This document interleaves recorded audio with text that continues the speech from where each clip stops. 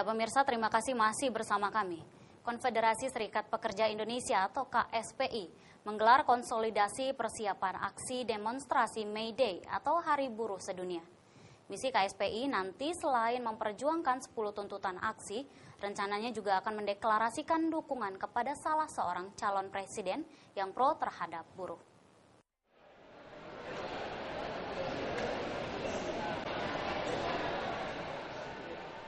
Konsolidasi Federasi Serikat Pekerja Indonesia KSPI bersama para serikat buruh guru honorer, dan buruh outsourcing BUMN se-Jabodetabek untuk mempersiapkan rencana aksi demonstrasi pada May Day atau Hari Buruh yang jatuh pada 1 Mei nanti.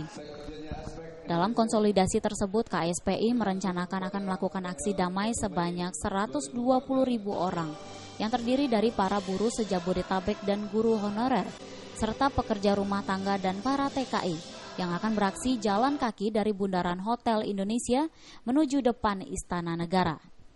Dalam aksinya nanti para buruh akan mengusung 10 tuntutan yang berisikan diantaranya peningkatan upah buruh, pengangkatan guru honorer, dan permasalahan peningkatan pelayanan kesehatan. Tidak hanya itu, pada masa politik saat ini, yaitu persaingan perebutan tahta orang nomor 1 atau pemilihan presiden di Indonesia, KSPI juga mengambil momentum politik dengan membuka diri untuk memberi dukungan kepada salah satu calon presiden nanti. Hal ini dinyatakan langsung oleh Sekretaris Jenderal KSPI Muhammad Rusdi. Menurutnya KSPI telah bersepakat akan langsung mendeklarasikan dukungannya pada saat aksi May Day kepada calon presiden yang pro kepada buruh dan berkomitmen memperjuangkan nasib buruh. Untuk pencapresan, kami sudah memiliki kriteria-kriteria. Bahwasanya yang kami pilih adalah capres yang siap dan komitmen untuk mensejahterakan buruh Indonesia, kemudian juga punya visi tentang kesejahteraan, bukan boneka dari pengusaha-pengusaha hitam atau dari asing, dan juga mempunyai ketegasan dan lain-lain. Untuk masa nama kita masih sedang melakukan kajian, mungkin dalam 1-2 hari ini kita akan memutuskan. Dan Mei Day nanti kita akan mengumumkan siapa kira capres pilihan dari buruh.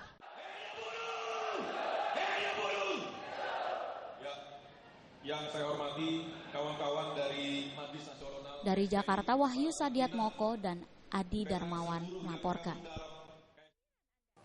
Ya pemirsa, rekapitulasi suara di tingkat KPU Sumatera Selatan diwarnai interupsi dan saksi parpol. Saksi dari Musirawas mencurigai adanya manipulasi suara yang dilakukan oleh anggota KPU Sumatera Selatan di tingkat PPK Musirawas.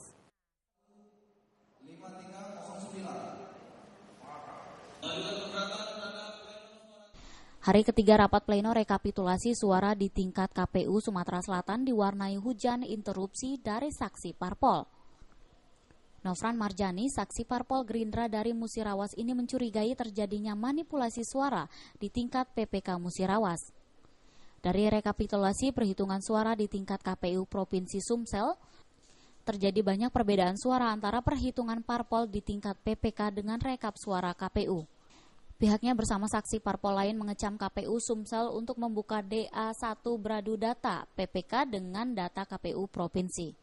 Pasalnya, parpol merasa dirugikan dengan tata cara KPU Musirawas yang langsung membuka secara global pembacaan seluruh partai dan caleg sehingga dirasa tidak transparan. Perolehan partai dengan seluruh perolehan caleg. Nah, ini jelas tidak membuat transparansinya di antara partai dan caleg. Jadi dan apa langkah kita, Pak? Nah, kita dari saksi dari Gerindra dan saksi lainnya adalah dalam pleno KPU Provinsi ini untuk membuka DA1. Data mana yang kita gunakan adalah data PPK. Nah, kita adu data PPK dengan data yang ada di KPU sekarang yang sudah masuk di KPU Provinsi. Sementara itu, Ketua KPU Sumsel Aspahani mengatakan keberatan yang disampaikan parpol harus dilampirkan dalam formulir DC2. Iya, masalah proses waktunya tergantung ya. Nanti dokumen itu bisa dibawa ke sini dan itu akan dilakukan, dilihat secara bersama-sama. Dan data itulah yang akan dipakai baik untuk kabupaten kota maupun provinsi untuk dilaporkan di tingkat pusat. Dari 3 kabupaten kota di Sumsel akan dikaji ulang oleh KPU Sumsel terkait penghitungan jumlah suara yang berbeda, yaitu Linggau, Oki, dan Musirawas. Dari Palembang, Sumatera Selatan, Yolanda dan Ardiansyah Nugraha melaporkan. Hanya bermodalkan kartu nama Muhammad Jafar mungkin satu dari sedikit caleg yang tidak menggunakan alat peraga kampanye berupa baliho pada saat pemilu legislatif lalu. Meski begitu, ia justru menjadi salah satu caleg yang mendapat suara terbanyak dan berhasil mendapat 1 kursi di DPRD Sulawesi Tenggara.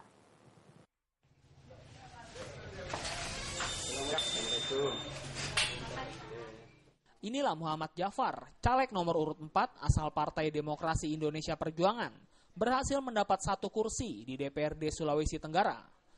Muhammad Jafar yang bertarung di daerah pemilihan 5 yang meliputi Kabupaten Kolaka dan Kabupaten Kolaka Utara berhasil memperoleh suara terbanyak dan jauh mengungguli 98 orang caleg dan 11 partai lainnya, termasuk 8 rekannya dari partai yang sama dan ikut bertarung di dapil tersebut. Dari hasil perhitungan KPU setempat, Muhammad Jafar berhasil memperoleh 11.000 suara, jauh di atas puluhan caleg lainnya yang bertarung di dapil tersebut. Jangan kira Muhammad Jafar mengeluarkan dana besar untuk mendulang suara. Jika caleg lain membuat puluhan hingga ratusan baliho atau memasang iklan di media massa sebagai alat peraga kampanyenya, lelaki yang sehari-harinya berjualan pulsa ponsel itu hanya bermodalkan kartu nama yang dibagi-bagikan kepada masyarakat. Menurut saya tidak akan menggunakan baliho dengan alasan menghemat biaya. Nah, muncullah slogan caleg tanpa baliho itu dengan spontan dan saya anggap kesannya lucu dan saya yakin ini akan booming. Tanggapan dari masyarakat sendiri? Sangat bervariasi. Ada yang sinis, ada yang merasa lucu, ada juga mungkin dia kesannya saya sombong, tapi itu menjadikan tantangan bagi saya untuk tetap turun di masyarakat.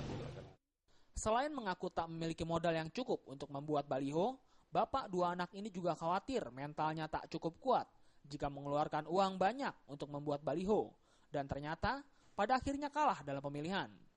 Kini hasil kerja kerasnya menuai hasil.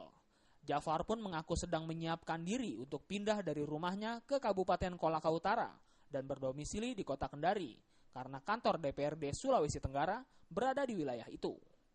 Dari Kendari, Sulawesi Tenggara, Dedi Kurniawan melaporkan. Ya, jangan beranjak dulu pemirsa, di segmen terakhir kami masih memiliki sejumlah informasi lainnya. Tetaplah bersama kami.